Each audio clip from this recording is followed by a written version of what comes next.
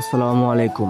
Naim agro চ্যানেলের পক্ষ থেকে সবাইকে স্বাগত। কালকে রাত্রে কামারে এসে দেখি আমার পাখিগুলা পাতলা পায়খানা করতেছে। আর পাখিগুলোর অবস্থা দেখে যেটা বুঝতেছি যে আরো 2-3 দিন আগে থেকে মনে হয় পাতলা পায়খানা শুরু হয়েছে, আমি এতটা বুঝতে পারি না। অনেকগুলা পাখি যখন দুর্বল হয়ে গেছে তখনই আমি বুঝতে পারি যে আমার পাখিগুলা রোগে আক্রান্ত। পরে 2টা পাখি ধরে দেখার চেষ্টা করি যে পাখিগুলা কি রোগে আক্রান্ত, তারপর বুঝতে পারলাম যে পাখিগুলার পাতলা পায়খানা হইতাছে। আর আমার পাখিগুলা বেশি দুর্বল হওয়ার কারণে আমি আর দেরি না করে কিছু কোয়েল কামারি ভাইদের সাথে যোগাযোগ করি। সবাই আমার একটা কথাই বলতেছেন যে এখন নাকি সবার কামারি ভাইরাসে আক্রান্ত হচ্ছে পাখিগুলা, তাই আমার পাখিগুলা বিক্রি করে দেওয়ার জন্য সবাই আমাকে পরামর্শ দেন। কিন্তু আমার পাখিগুলা মাত্র ডিম দেওয়া শুরু করছে, তাই আমি বিক্রি না করে ডাক্তারের কাছে চলে যাই। ডাক্তারের দোকান থেকে কিছু ওষুধ নিয়ে আমি বাড়ি চলে আসি। আর বাড়িতে এসে দেখি আমার সবগুলা পাখি জিমাইতেছে। আর এটা দেখে আমার খুব খারাপ লাগতেছে। পাখিগুলা মাত্র ডিম দেওয়া শুরু করছিল, এখনো সবগুলা পাখি ডিম দেয় নাই, অল্প কিছু পাখি ডিম দেওয়া শুরু করছে। আর এখন দেখাবো আমার পাখিগুলারে কিভাবে আমি কোন ওষুধ দিতেছি। তার আগে ছোট্ট একটা রিকোয়েস্ট, যারা আমার এই ভিডিওটা দেখতেছেন তারা আমার চ্যানেলটা সাবস্ক্রাইব করে দিবেন,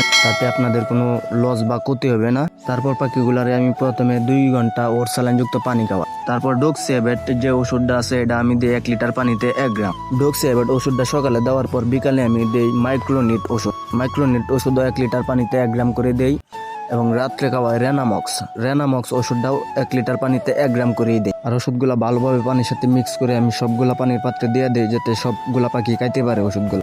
এই ওষুধগুলো আমি একটানা 3 দিন খাওয়াবো। এই ওষুধগুলো একটানা 3 দিন দেওয়ার পর দেখি আমার পাখিগুলা সুস্থ হয় কিনা। আমি এই 3টা ওষুধই দিতেছি পাতলা পায়খানার জন্য, অন্যরা আরো অনেক ওষুধ দেয় এই রোগের জন্য, আরো অনেক ওষুধ আছে, অনেকে অনেক ওষুধ দেয়। আমি এই 3টা ওষুধই দিতেছি, দেখি আল্লাহর রহমতে আমার পাখিগুলা সুস্থ হয় কিনা। আজকের ভিডিওটা এই পর্যন্ত। যারা আমার ভিডিওটা প্রথম থেকে শেষ পর্যন্ত দেখছেন তাদেরকে ধন্যবাদ।